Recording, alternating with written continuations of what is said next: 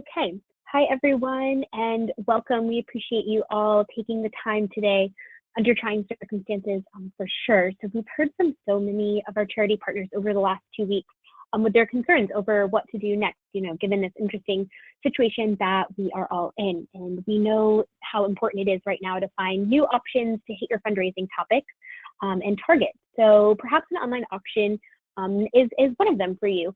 So that's hopefully what we're going to go through, a lot of the data that we have from our recent study today, and to help guide you guys as you make these next decisions. So just a few housekeeping bits today, that this webinar is definitely going to be recorded. We will be sending that out later this evening in an email. So be on the lookout for that if you want the recording.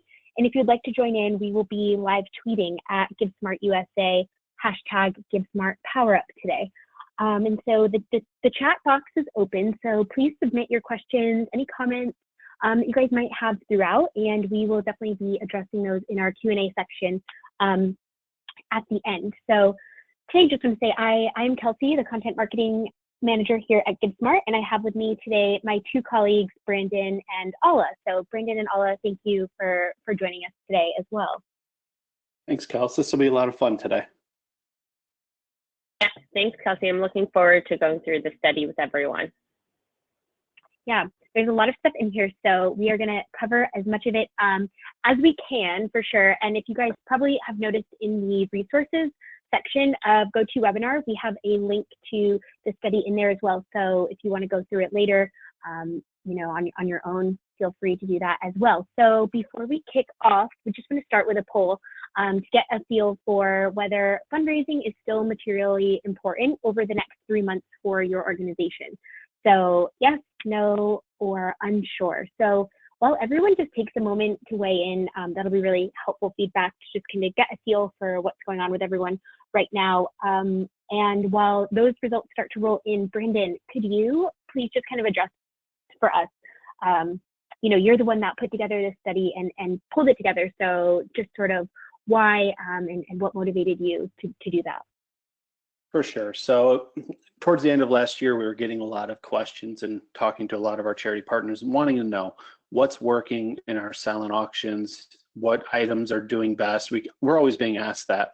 We have so much data that we made the decision to dive in and do a study on what is working, and taking a holistic approach, eliminating whether who the organization was, and just looking at things overarching by the time of year, and then looking at it as well by the location. So looking at regions, and we'll look at those today and kind of dive in, and we'll look at total national data as well, and you'll get a really good idea of what we were able to pull together. Cool. Okay, so let's take a look at the poll results and see. Yeah, so Brandon and Ala, what do you guys make of the poll? This is not surprising to me, and we're excited to try and help out here with the next 3 months, and obviously year round as well. Yeah. All right, cool. So let's get back into it.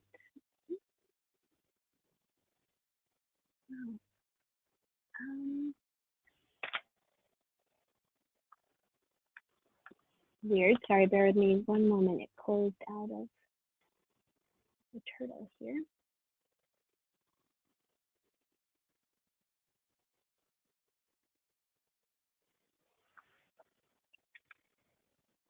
Okay, so as we kind of jump in here, we are going to be just going through kind of an overview of the national data and kind of what we could make of across the country, and then we're going to be breaking it down by region, so southeast, northwest, northeast, etc. And so Brandon, I'll turn it over to you here.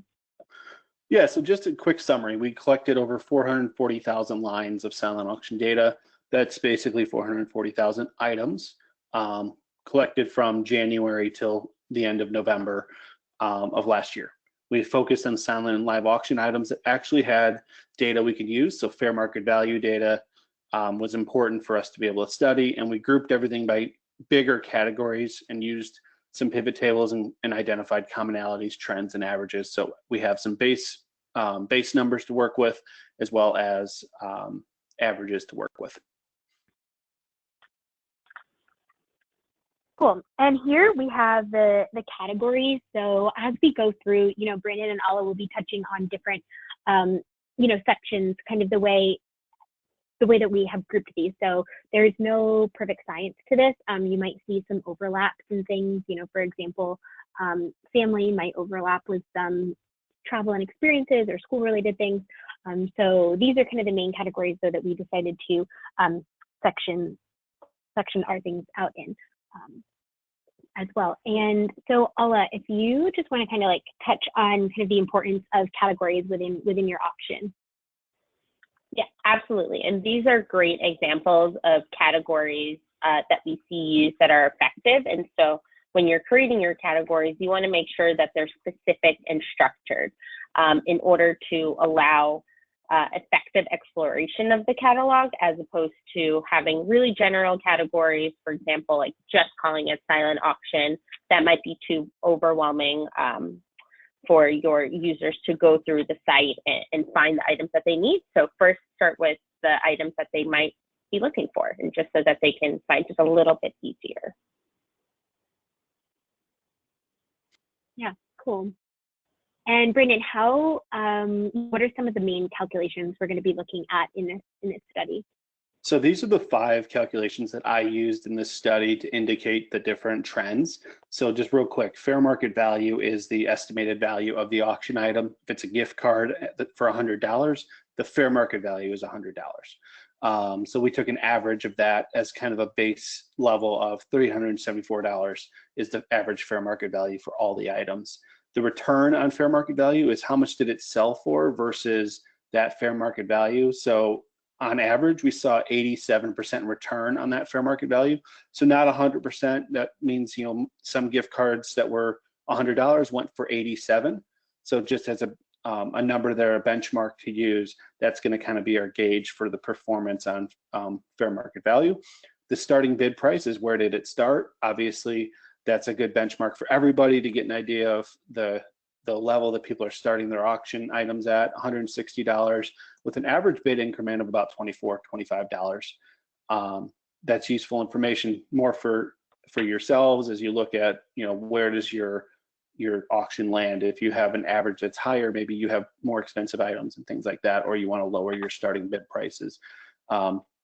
Then we look at the return on the starting bid price.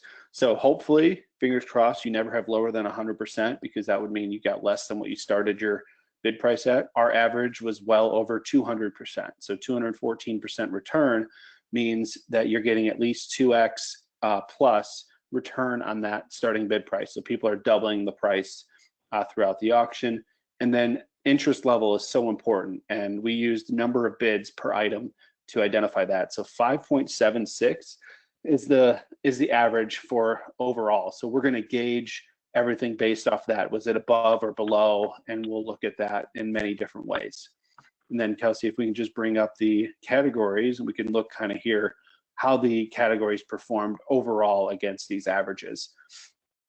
So a couple quick things that we definitely see here in our second column. We see average of the return on fair market value, autographed items, and school-related packages. Really great return overall for the year. Keep in mind, obviously, if you're not a school, you're probably not going to have school-related packages. It's a category we're not going to spend a lot of time on. Instead, we're going to focus on items that everyone can get, but the data is there for you. When we look at average number of bids, you see some of the same things.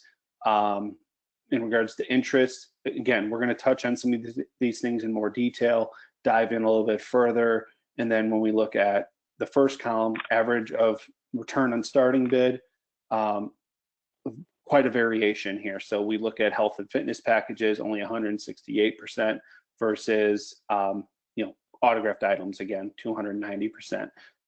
So there's some good data here to just show the interest level. And obviously we could dive in and really spend a lot more time on this. This is kind of just an overview on that.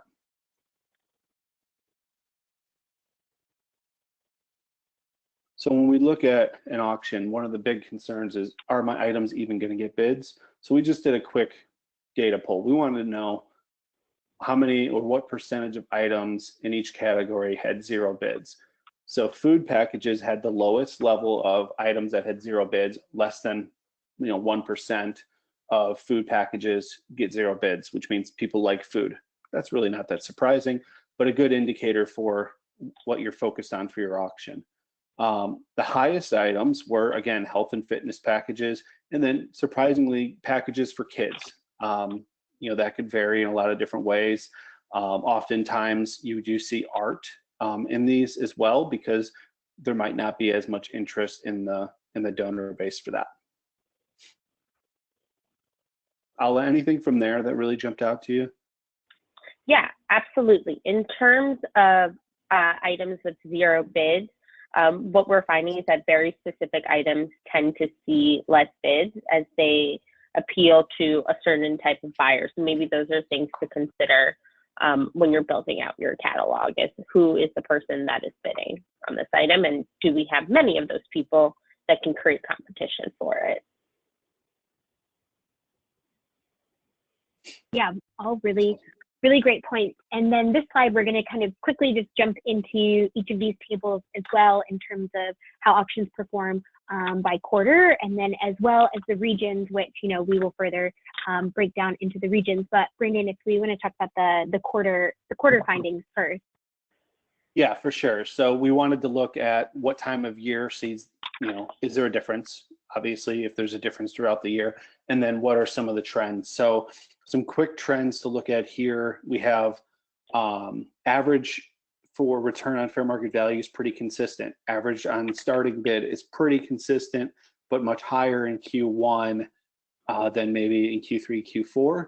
One of the things that we also noted here is the return on fair market value was not affected, even though in Q4, your fair market value averages were $460 versus $390, $370, $334. So those higher valued items still had a very similar, maybe slightly lower return on fair market value.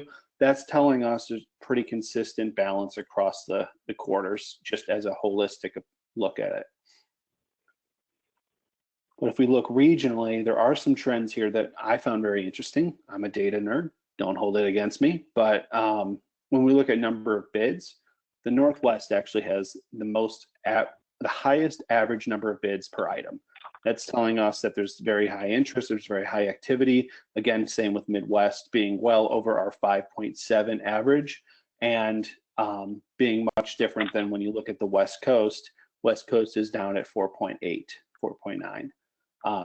So that's one indicator. I'm going to reiterate this a few times, but one data point does not dictate the entire level of interest. This is just something that is an indicator for the interest level. You have to look holistically at your own event, as well as many other data points that you would want to combine. Average return on, go ahead.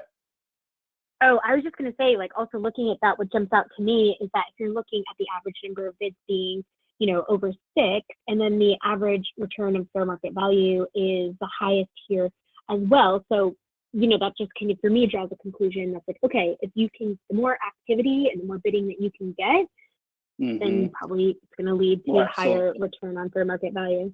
Absolutely, and there's a few things you notice here. The average fair market value is the lowest of the regions. So the Northwest, maybe their items were less expensive items, but they're getting a higher return. They're starting their bids at the lowest level versus the Northeast is at $220 versus $108. So obviously we got to look at the categories, we got to look at the trends, but there's some indicators here that says the Northwest is doing some things differently in their auctions, and they're getting a better return mathematically. And then you need to use that as you're looking at your events, especially if you're in one of those regions.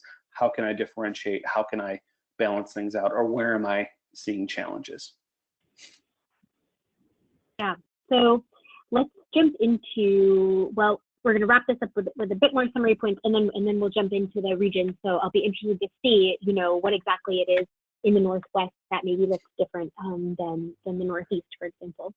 Yeah, real quickly, this is just a sampling of what we're going to look at for each region nationally by quarter. Some of the trends and what categories kind of jump out. So one thing I'm going to point out here: health and fitness packages. You're going to hear a lot of those packages not performing well mathematically as auction items. They don't have high number of bids no matter what quarter it is, and they don't have a good return on the fair market value or starting bid price for that matter. And by good, I mean they're getting 60% on average, regardless of the quarter.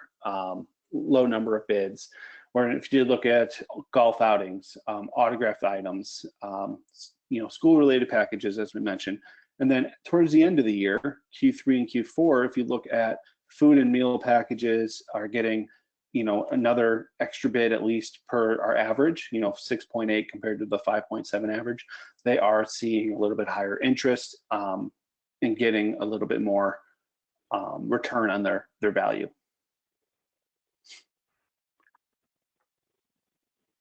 Okay, so let's dive in and start with the Southwest. For sure. So this data is going to support those that are looking to go online if you're looking to do that, because this data allows you to make decisions regardless of whether it's a live event or an online auction. That's what's nice about this, is it gives you benchmarks for an online to do some comparisons. It allows you to strategically look at what items are doing well when you have a more holistic community to promote to. So the Southwest region here, we're looking at averages that are a little bit higher than our benchmarks on each of the different levels, and then the most popular items being autographed items at 10 bids per item, very high in comparison, travel packages, and then alcohol wine packages. You can see also getting a return, food and meal packages to get more than their full value on average as well. I'll let you jump in here. I know there's some insights from this graph. Yeah, absolutely. And so what we can see here is that autographed items did perform really well. And, one of the questions we want to ask is, why do we think these items performed well? And I think some of the things that we came through in our conversations is that there's a uniqueness of teams and availability in the Southwest. And so that's maybe why we see a bigger jump here as opposed to other categories. So I think those are all considerations to make. Yeah, for sure. I know we do have some questions around school-related items. School-related items would be things that are exclusively available at a school. So, premium parking, be a teacher for a day, those types of packages that are school experiences or school opportunities that really only the school could offer. That's why they're separated out, because they wouldn't have fit well with travel and experiences or entertainment. So that's why those are up there. So I know there was a few questions on that. Quarterly, when we look at the Southwest, you can see Q4 compared to Q1, Q2, and Q3, average number of bids is much lower. It's below average. But when we look at Q1, Q2, and Q3, there's a little variation in the types of packages. So golf packages at the beginning of the year, food and meal packages at the beginning of the year seem to perform better. And then at the end of the year, maybe around gift season, looking at alcohol wine packages. Family experiences would include things like trips, potentially could have been, but they were grouped more for the family opportunities, things like that. Each section, we're going to have a few insights from the data, which is my specialty, and then Ala's got some recommendations for each. Our best attempt at summarizing for you, so at least you have some different stuff to pull out of there. So autographed items performing incredibly well in Q2, but not well in the other times of year. Potentially a timing thing, something to look at. Golf packages in Q1, but not in Q3. So as the year's starting to wrap up, maybe staying away from golf packages or not as many. Packages with alcohol or wine perform well in auctions throughout the year and often are the highest bid on items. That is a trend, but it's also something that jumped out in the Southwest. For sure. So it sounds like in the Southwest, looking at the season might determine how well the item does, but liquor and wine packages do well all throughout the year.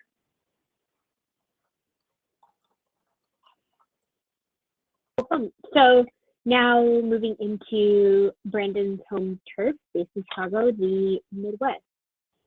Yeah, so I'm biased. I'm a Midwestern person, but I also see some really great numbers here for auctions, online auctions in the area. A really strong return on the fair market value. Again, return on fair market value is the final amount that the item sold for compared to what the indicated value of that item was. So a $100 gift card has a fair market value of $100. If it's sold for $200, it's 100% or 200%, sorry, return on fair market value. If it's sold for $100, it'd be 100% return on fair market value. We've gotten a bunch of questions on that. I just want to make sure that's clear.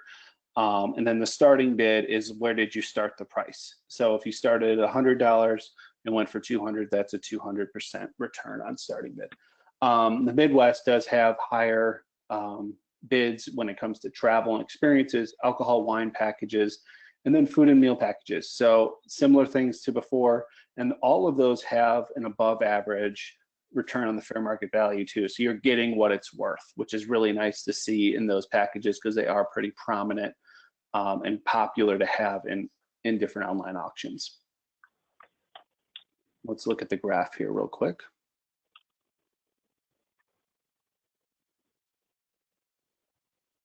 Yeah, and so Alla, I'm curious, you know, you have single-handedly run hundreds of events across the country, primarily in the Northeast, but then your team right now managing thousands of events across the country. So what like here jumps out to you, either is in line with what you see your clients doing, or is it a bit different? So seeing all this data together is very valuable because I think we do see a lot of our clients, these are very popular packages that we see them sell, experiences, alcohol, golf. So we do see that. I think what's coming to me and that's surprising from this study is like looking at the time of year more often than not to see which items will perform well.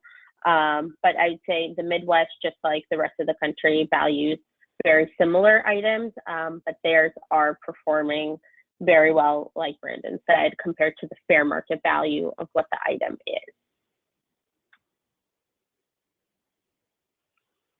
Yeah, there's some really strong return in the starting bids here. So people are definitely running up the prices on these items, which is great to see. We want to see that competition going on. By quarter here, a really good balance throughout the year. There is a higher return in Q2 and Q4, ironically, the right side of the screen, but the number of bids really doesn't vary that much, which means there's interest and people are active, and things like travel and experiences, alcohol, wine packages have consistent interest. When you look at the end of the year, something to note is the autographed items do see a dip in interest, especially the return on those items. And again, you know, the Q2, which would be, we're based on the January to December's calendar, which would be the, you know, 4th, 5th, and 6th month of the year. There is a drop there as well.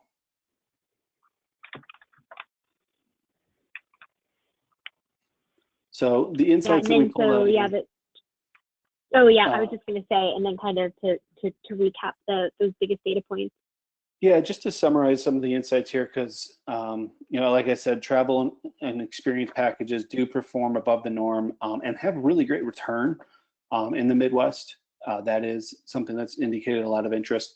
Alcohol, wine, and food and meal packages have the highest return and interest among the Midwest any time of year. So really, when you have the opportunity to add an alcohol, wine, or food and meal package to your auction, that's a really good opportunity. And then when you look at autographed items, overall, they don't perform as well in the Midwest. I mentioned Q2 and Q4, but in comparison to some of the other markets, autographed items really don't have as high of an appeal. In terms of my recommendation, it is clear that the Midwest values experiences, and those are the items that we see the highest return on. So my recommendation would actually be to keep those starting bids pretty high at a 50% fair market value. 50% is still a great deal to your donors, and it's a really great start for the organization. In the past, we've seen that it's been really popular to start your items with a 30% starting bid, but I think raising it is a really easy way to have a really quick increase of 10 to 20% when you get the bidding started on an item. Yeah, that's a really good point to consider, definitely. So now we're going to jump into the Northwest.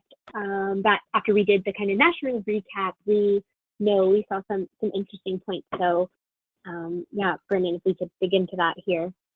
Yeah, we'll dive further in here and see what kind of trends are moving the needle here on the Northwest. So like we mentioned before, all of the measurements that we're using are above average by quite a bit, including a return on the fair market value of 111%, quite a bit above 100%, which means you're getting value plus, which is really great for an auction. And what's showing the most promise is autographed items, sports and tickets, which hadn't popped up in the other regions as much, but has here, and then food and meal packages. So sports and tickets also are getting a 230% return on fair market value. That could be due to a lot of different factors, but I know in the Northwest, being from the sports industry, there are less professional sports teams. So having that lack of availability is probably a piece of that, where there's a higher perceived value. People don't have as much opportunity, whereas in Chicago, we have so many teams, we don't even know what to do with them all. And then autographed items and the home and garden section. So home and garden would be items that are, for the home, plants and things like that, but also furniture we saw in that category as well. So some unique items that came back with a good return.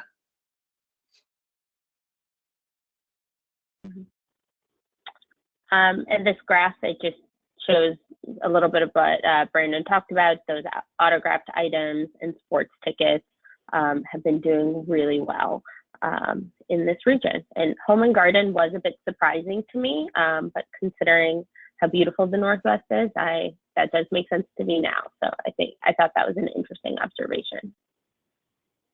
For sure. And I did notice there, like food packages, that return on the starting bid, beyond 250% there. That means people really are paying more for something that's valued. So like I use the example of $100, that means they're paying $250 for a $100 package that's either really well packaged, or those items just have that great appeal in the marketplace. So unique food experiences seem to be really appealing.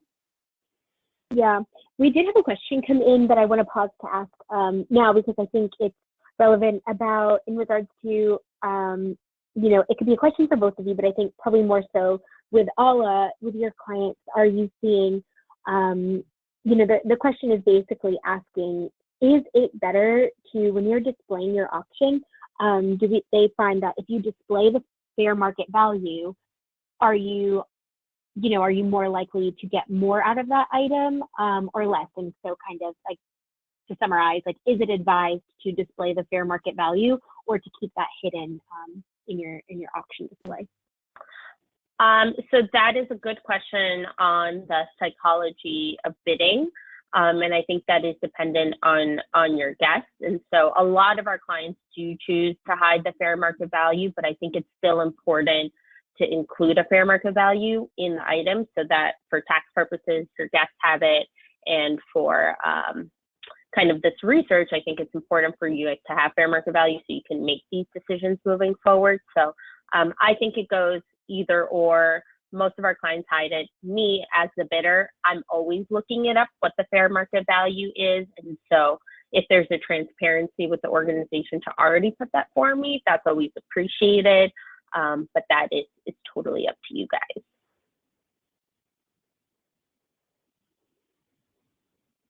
Okay. So continuing on with the Northwest here. Thank you for addressing. And yes, continuing on. So as we look at the quarters, one thing should jump out to everyone. In Q3, the number of bids is significantly lower on average compared to the other quarters. So Q2 is significantly higher, Q3 is significantly lower. That's how we kind of balance it out. So that could be due to seasonality. In the region, it may be that there's just more interest in Q2. People are busier in Q3. There's a lot of factors there, but something to note as you're planning an auction, looking at the online capacity, maybe looking to either stay away from Q3 because of that, or maybe try and tap into the people that aren't really paying attention because they're so busy in Q2. they might be interested in Q3 instead, or pushing it to later in the year in Q4. A couple of the categories that jump out in the beginning of the year: autographed items, extremely high return, extremely high interest. Sports tickets, the same, very high interest. And one category that really kind of varies is the beauty and jewelry category. In Q4 had only 2.5 bids per item, very, very low, which was a unique thing that I hadn't seen a lot of. Could be a lot of different factors. It could be just an oddity. As you know, with data, one thing can skew it completely. And then Q2, so those April, May, June months, as we're going into them here, an online auction has really great appeal, regardless of the category. It almost feels like, because all three of the categories mentioned here are double the average, which is a statistic that says, okay, there's a lot of interest and people are definitely being competitive and trying to win items. 13 bids on a food and meal package, I think that's a really high interest level for something that really isn't that unique. Food and meal is out there quite a bit. So as we mentioned, quick insights here. I didn't touch on it before, but art items. They do not have a lot of general appeal. Those are kind of those specific things. You need to have a donor in mind, or have a more general appeal with an art item. Autographed items, sports tickets, high value, high return, seem to be very popular. And then home and garden seem to be more popular than average. Mm-hmm. In terms of my recommendations, definitely keep looking out for those sport packages and tickets, as they have that high appeal. Make sure that it's obviously local to the city that you're in, and that's where you'll see the most interest from bidders. And then the point that Brandon made about art, even though this is something that we specifically found with the Northwest, that maybe art does not perform as well, I think this is a good lesson for any part of the country that you're in, is that art can be more challenging to sell as an item, because everyone's taste is different. The person that buys it, there might be one or two that exist in your auction, so that competition isn't created. So I think that's a good lesson for any auction throughout the country. Cool. Yeah, and I think that these data and insights are interesting, and we're getting questions about, whether this data applies to online auctions or in-person auctions. I think, Brendan, you could probably answer, so this is that. a combination. This is a combination of all the different auctions that were ran in the entire year. So these are online auctions as well as there were live auctions, obviously. The key part is that all of the auctions that are ran on the platform have the availability to be online and are opened earlier, because they are using technology to do so. So that's where all the data is coming from. Jumping to Southeast, want to make sure we get everyone's region in here. So as we look at the Southeast, starting bid is a little bit lower, as well as fair market value and average number of bids. So a little bit less interest, a little bit less return in the Southeast. But there are some categories that jump out. So alcohol and wine, again, food and meals, again, a trend there to touch on. Mm-hmm, for sure. And in the Southeast, we have many wine auctions that take place. And so I think that is part of the data that we see, is why you guys see very high kind of return on those alcohol and wine items. It is very popular in the South, along with golf items. So of course, the landscape there does create, and the landscape and the weather does make golf more popular and accessible. So I think those are definitely items to include in your auction.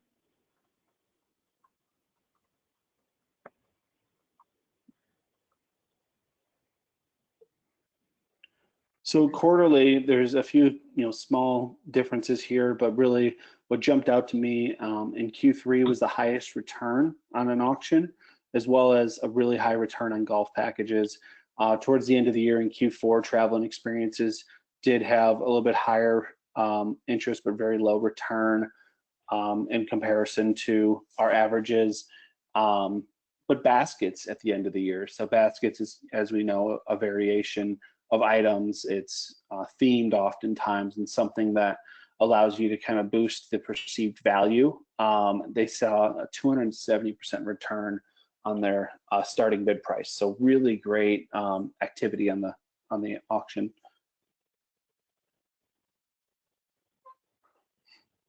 And you can jump forward here to the insights. So golf packages have a higher perceived value, but a more limited fan base. We've kind of seen that trend consistently. In the Southeast, food and meal packages are very popular and lead to an increase in bidding activity, but the return is limited. So with a gift certificate or something like that, you have a limited value because people know it's $100. That seemed to be the trend in the Southeast. And then things like art, alcohol, wine, and travel have popularity, and they return at least what their value is. Mm-hmm. And then recommendations for items to include in this region. It seems like these donors, they like food-related items, meals that are out of the house. So, maybe continuing to think about those items will have potentially positive returns. Mm-hmm. Cool. So now moving into the Northeast, I'll your territory, mine as well, since we are based in New York. But yeah, you can see that this includes, New England, New York, tri-state, DC, kind of all of, from West Virginia on up. Yeah, so as we look at the data here, another market that has a little bit lower return than our averages, as well as lower average number of bids, but some different types of items that do have a higher perceived value. So autographed items, this is our first set of data that does have a unique data set that skewed it. So autographed items is really high because of a specific event. I'll touch on that on the next slide really quick, but there is a high appeal, and we'll be able to see that it still is one of the more popular items. Baskets seem to have an above average interest, as well as alcohol and wine packages. You can also see that alcohol and wine did get more than the perceived value, or the fair market value, I should say.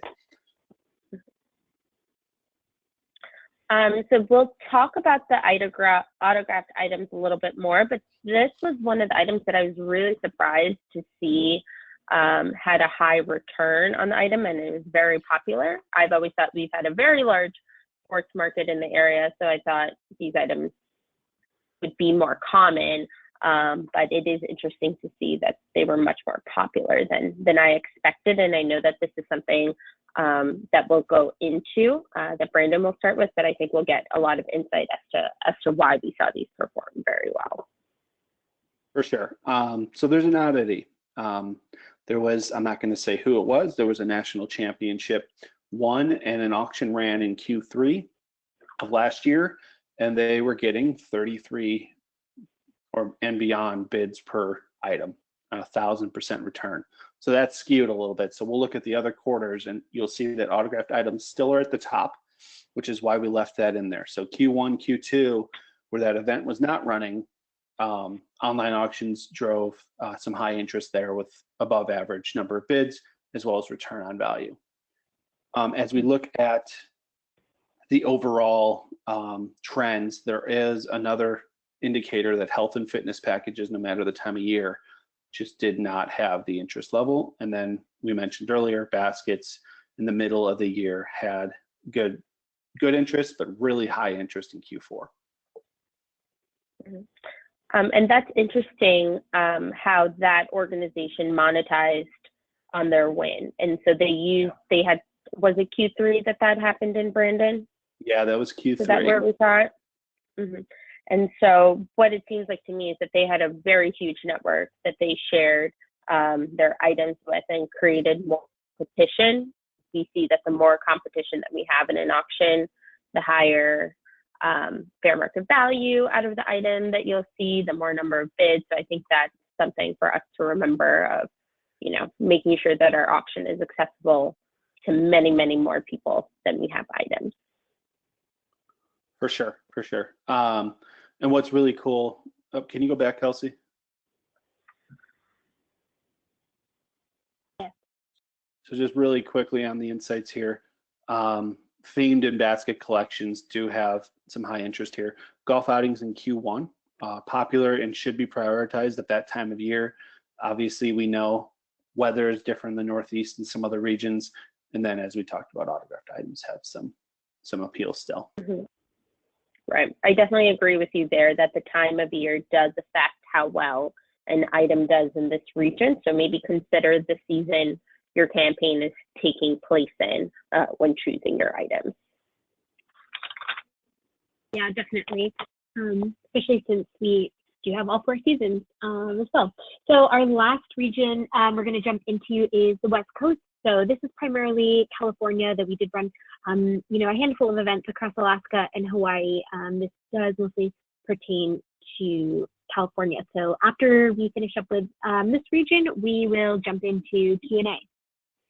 Yep. So real quick on this, the West Coast actually, as we mentioned earlier, has the lowest return on value as well as number of bids. So it's either an interesting or it's the items that were available. When we look at number of bids, food and meals are the only items that were at average. Everything else that was at the top was a little bit lower than average. So food and meal packages definitely still have interest. I think that's a California trend that we all are pretty familiar with. And as we look at travel and experiences and entertainment, those performed a little bit better. And then return on fair market value, one thing to note is that art had a good return on that fair market value there at 89% in comparison to other items, but nothing really over 100 and some just barely at average.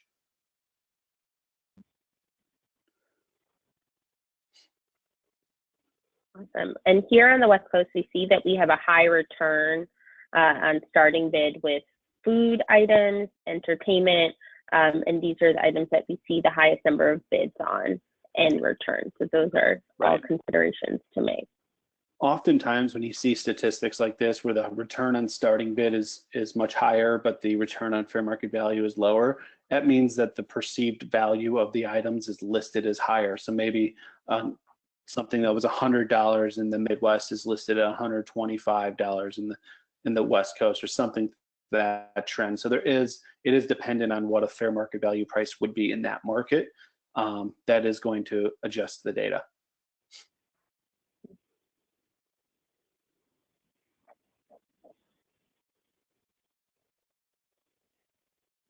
So our seasonality. Yeah, the quarterly, yeah.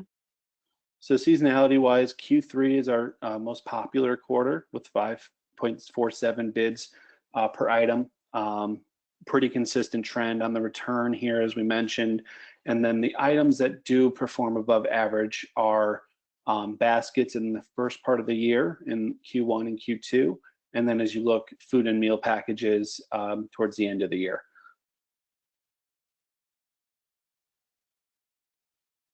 Our Q4 events just overall had the lowest return. So auctions, online auctions ran in Q4 seem to not be as popular. That doesn't mean they're not popular. It just is the trend that we're identifying. In the first half of the year, baskets are the highest performing category. So looking at those variation baskets, those themed baskets, those things that'll bring in a lot of interest and a lot of more general interest often are going to do a little bit better, but not at the end of the year. So Q4, they did see a drop. And then finally, unique food and meal packages perform well throughout the year. In terms of my recommendations, it seems that in the West Coast, they love food, they love experiences. So we thought, what's better than an at-home chef experience where you can combine the two. There's a lot of great chefs out there on the West Coast using fresh ingredients. So we see this as a really popular item. And then in terms of baskets, I think baskets are a great way to build out an item and put a bunch of little things together to make one great big package.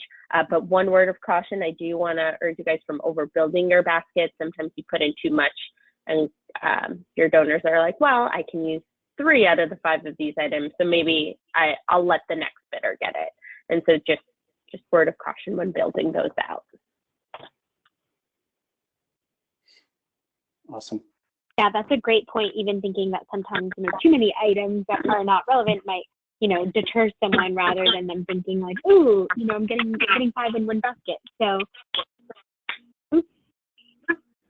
hearing a little bit of feedback.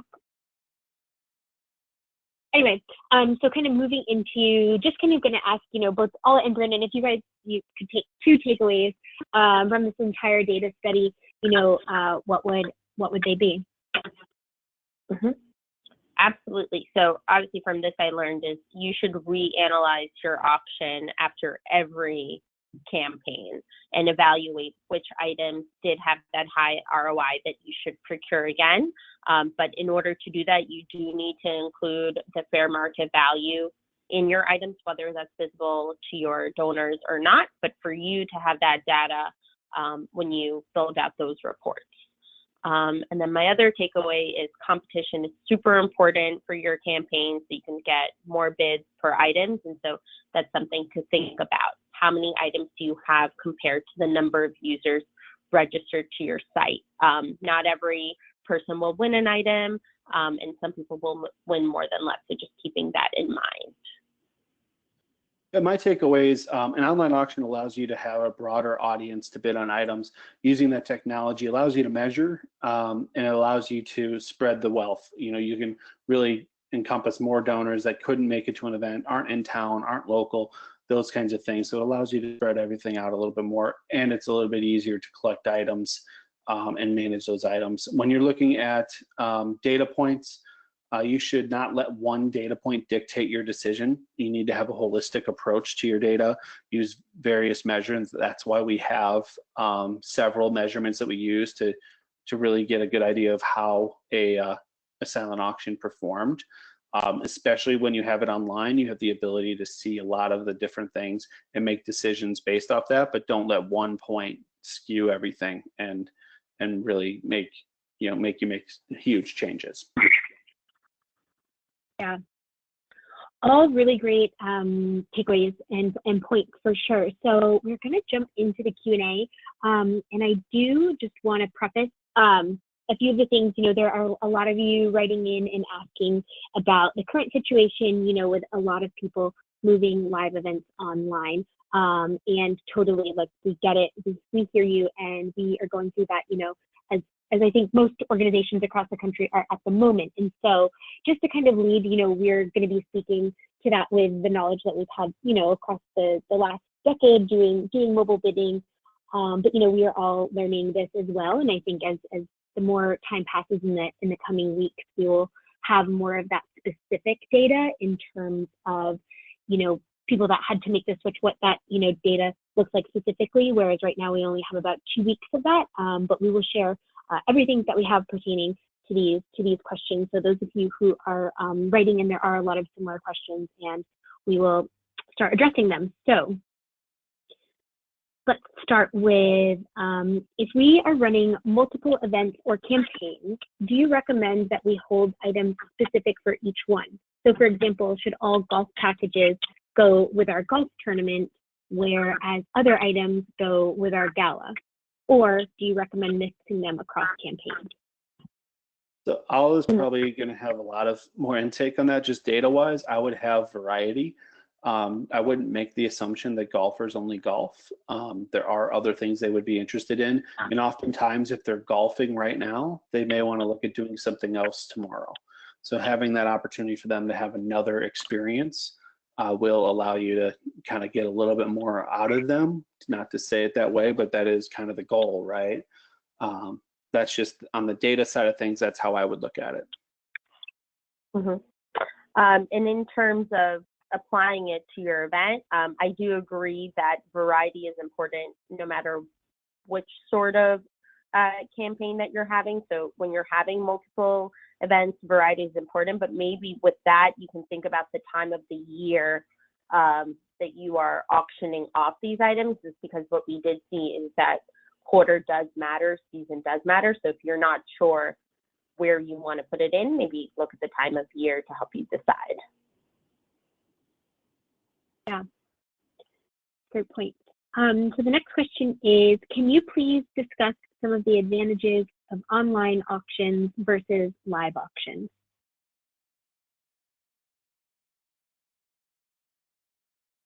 Ollie, you want me to take that one, or you want to go after that? Yeah, you go ahead.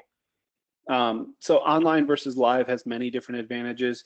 When you look at an online functionality, you have a bigger reach. You have the ability to share through social, promote through social, promote through email, and you get the data live. You get everything up to date as you're going. It also allows you to expand your reach and expand the time of your auction. So if you wanted to have a week-long auction, you are able to with an online. It also allows people to get a little bit more competitive because they're seeing a trend over a longer period of time.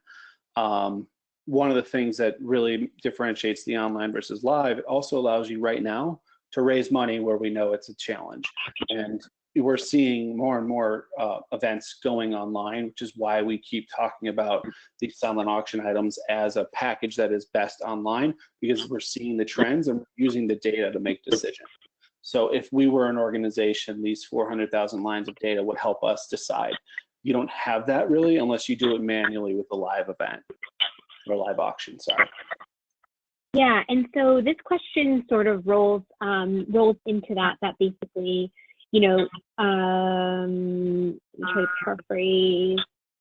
So if someone is moving, you know, with an event moving online due to the current situation, would you recommend having the digital silent auction open only for time-sensitive items, or should you include all of the items that you were originally going to include in your auction? That's a great question, and those are discussions we've been having with our customers overall, just on expiration dates. And I think that before you kind of choose to have all the items that are about to expire, I think those are important conversations to have with your item donor. So I think nowadays we find that our clients need them to be just overall much more flexible on the expiration dates. And so before you kind of have that flash sale, chat with them first and see how far that they'll extend it with, what they'll work with you on, so that you can feel less limited in your decision of what you want to auction off now versus later. Yeah, that's a good point. Just communicating with those donors and then, you know, letting, if there's any flex time, let that determine. Another question we have here is, how early do you recommend starting online bidding before an event or campaign? Mm-hmm. We typically like to see it like at least live a week before. You can even do it even earlier. And so we find it very beneficial to go live because, one, you're gauging which items are really popular before the event starts. One, you're able to do more marketing, get more registrations, which leads to more competition. And so opening up the auction early is definitely key. I think a week is fair, but if time permits that you can only do it a few days before, that's fine too, as long as you have all those communications ready to go for your guests. Yeah, and so another question, when the auction is only online, how long do you recommend running an online auction for? I want to make sure we clarify. So when we refer to online auction, it would be a silent auction that is done online. And when we refer to live auction, that's the live auction where you do the paddle raise at your event. A live silent auction would be a paper bid sheet type auction where you're doing it at the event. Just clarifying a little bit, because I think I might have confused a few folks when I was saying it there. Kelsey, can you repeat the question real quick, because I distracted myself? Yeah, the one that I just asked Alla, or the one about how long do you recommend holding an online auction for? The one you just asked. How long do you recommend holding an online auction for?